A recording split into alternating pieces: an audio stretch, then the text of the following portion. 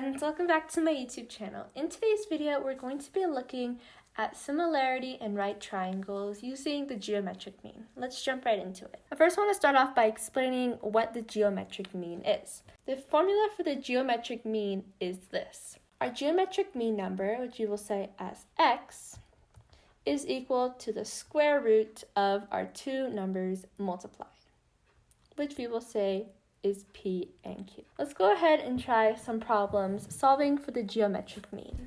So our first problem asks us to find the geometric mean of 9 and 6. So if we look at our formula, which says that x equals the square root of P times Q, we can say that x is equal to the square root of 9 times 6. We can see that there's a perfect square in the number 9, so we can pull that out, so that x is going to equal 3 times the square root of 6. So the geometric mean of the numbers 9 and 6 is equal to 3 times the square root of 6. All right, let's go ahead and try another one. Let's go ahead and write our formula for the geometric mean down, which is x equals P times Q. We can replace P and Q with the numbers that are given to us, which are 12 and 3. So we can say that x equals the square root of 12 times 3. 12 times 3 equals 36. And the square root of 36 is 6. So we can say that x equals 6. However, we don't want to just focus on the geometric mean. We actually want to focus on the geometric mean in right triangles. And an interesting thing about the right triangle is that parts in right triangles are the geometric mean of other parts when you're finding out the lengths of them. So what I'm going to do in this right triangle is I'm going to draw an altitude. Remember that an altitude goes from the vertex and is perpendicular to the opposite side. So I'm going to draw the altitude from this angle right across. Remember, since it's perpendicular, that means that this angle here is 90. Now when you look at our drawing, you can see that we have 3 different right triangles. We have one here, another one right here, and then we have the big whole one. Something interesting about these 3 separate right triangles is that they are all similar to each other. I'm going to go ahead and label this triangle A, B, D, and C. If we look at the triangle which is on the right, triangle DBC, and we look at the big triangle which is triangle ABC, the way we can see that they are congruent is because they both have a right angle here, and they both share angle C over here, which is by the reflexive property. So because we have 2 angles that are congruent to each other in both triangles, we can use the AA postulate to say that these 2 triangles are similar to each other. So we can say that triangle CDB is similar to triangle CBA.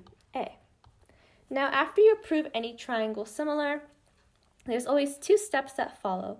And one of those steps says that corresponding sides of similar polygons are proportional. So we can go ahead and say that DC over BC is equal to BC over AC. Now, if we multiply these across, we'll have that BC squared is going to equal DC times AC. However, we take the square root, then we can say that BC is equal to the square root of DC times AC. Now, this formula here looks a lot similar to the formula we just learned for the geometric mean. And that is because BC is equal to the geometric mean of the length of DC and AC. And this is one of our first formulas. So this formula says that the leg of a right triangle is equal to the square root of the part times the hypotenuse. And I will go into more depth about this when we start doing our written exercises. There's actually one more formula which involves the geometric mean in right triangles. So now let's go ahead and look at our 2 smaller triangles which are created with drawing the altitude, which would be triangle CDB and triangle BDA. These 2 triangles are congruent to one another because both of these small triangles share a 90-degree angle. They both share the side BD, which makes it reflexive, and also angle ABD is congruent to angle C because angles in a right triangle are complementary. So we can go ahead and say that triangle CDB is similar to triangle BDA. And once we prove that triangles are similar, we can go ahead and write the proportions, which would be CD over BD is equal to BD over AD. Now we can easily see that if we do some cross multiplication, this comes out to BD squared is equal to CD times AD, which means that BD is going to equal to CD times AD and the square root. So we can see that BD is our altitude. So the next formula says that the altitude is equal to the part times the part. And I'm going to go ahead and explain this a little deeper now. So in this triangle drawn here with our altitude, we can go ahead and label this triangle.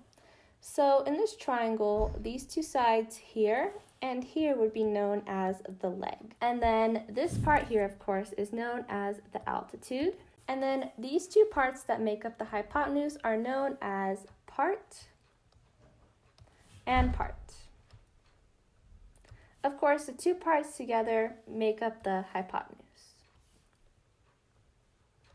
Now, although these parts are legs in the smaller triangles, we're basing these names off of the big, larger right triangle. So now our two formulas are this. The first one says that the length of the leg is equal to the square root of the part times the hypotenuse. So it's important to make sure that you pick the right part. So for instance, if you're trying to find the length of this leg over here, you would pick the part which is correspondent to whichever smaller triangle that is. So that would be the part on the left. Our other formula says that the altitude of this triangle is equal to the square root of the part multiplied by the other part. So these are our two main formulas. Let's go ahead and put them into practice now and solve some equations. So our first problem is asking us to find the length of MK. We know the lengths of LM and of JM. So if we look, we can see that LM right here is our altitude. So we're going to use the formula that involves the altitude. That formula states that the altitude is equal to the square root of the part times the part. All right, so our altitude is equal to 6, so we can place that there. And JM is our first part. So 6 is going to equal 4 times, and we don't know what MK is, so we're just going to label it as X. So 6 equals 4 times X. The easiest way to solve this problem is to square both sides so that we get rid of the square root. So if we square both sides, we're going to have 36 equals 4x. 36 divided by 4 equals 9, so x is going to equal 9, which means that mk is going to equal 9. All right, let's try one other problem. So in this problem, we are told that jm equals 3, mk equals 9, and we're trying to find the length of lj. So if we look carefully, we can see that lj is actually a leg of the triangle. If you are still having trouble identifying whether it is a part or a leg, I would recommend labeling your triangle. So in this case, we can see that LJ is our leg in the main big right triangle. Since it's a leg and we're trying to solve for a leg, we're going to use the formula which involves the leg. And that formula says that the leg of a triangle is going to be equal to the square root of the part times the hypotenuse. So since we don't know what our leg is, we're going to label it as x. And x is going to equal the leg, which would be jm, and jm right here is 3. We're going to use jm instead of mk because we know that we're trying to find this triangle right there. So jm equals 3, and then we are going to multiply it by our hypotenuse. So we know that JM is 3 and MK is 9. However, our hypotenuse spans JK. So we need to add these two segments together. 3 plus 9 is 12, so we're going to have our hypotenuse equaling 12. 3 times 12 equals 36. So we have that x equals the square root of 36. The square root of 36 equals 6. So x is going to equal 6, which means that LJ is going to equal 6. Let's go ahead and solve for x, y, and z in this triangle. Let's start off by first labeling the sides of the triangle to make it a bit easier when we're plugging in our numbers into our formulas. So over here we have a leg. This is also the leg. These are both parts. This whole thing is the hypotenuse, and this over here is the altitude. So now that we know this, I'm going to go ahead and write our two different formulas on the screen.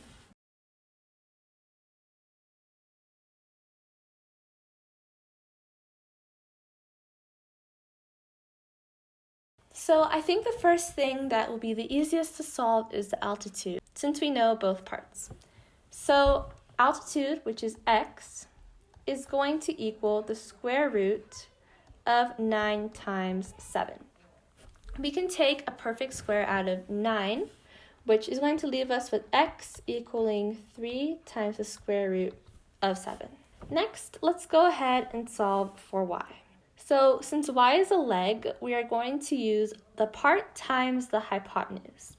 So the part in this triangle where y is located is 9, and the hypotenuse equals 16.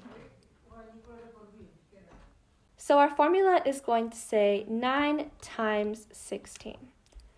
There's no need to multiply these two numbers together, as both 9 and 16 have perfect squares in them. So we can take out a 3 from 9 and a 4 from 16. And 3 times 4 is 12. So y is going to equal 12. Finally, let's solve for z. Z is also a leg, so we're going to take the part from that triangle and multiply it by the hypotenuse. So the part from that triangle is 7, and the hypotenuse, as we know, is 16. We can take a perfect square out of 16, which is 4. However, we can't do that with 7. So our final answer is going to be 4 times the square root of 7. We have now solved for both x, y, and z in this triangle. Alright, let's go ahead and try another problem. Before we do anything, let's start off by labeling our triangle. So this over here is the leg. This is also a leg. This is the altitude. Over here we have one part, and over here we have the other part. And of course up here is the hypotenuse. We can see that the hypotenuse is known as x, and one part is known as 2. So we can go ahead and say that the other part is equal to x minus 2.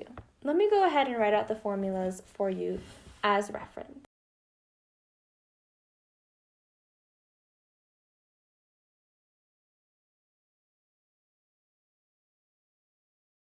Let's go ahead and solve for x first. Since x is the hypotenuse, it's best to use a formula that involves the hypotenuse, which would be the leg formula. We know the length of one leg, which is 6. So we can say that 6 is equal to the part, which is 2, times the hypotenuse, which is x. Let's go ahead and get rid of the square root by squaring both sides. 6 squared equals 36, so 36 is going to equal 2x. We can divide both sides by 2, which means that x is going to equal 18. So now we know that our other part over here is not x minus 2, but instead is 16. Next, let's go ahead and solve for y. Y is the other leg, which means we can use the leg formula once again.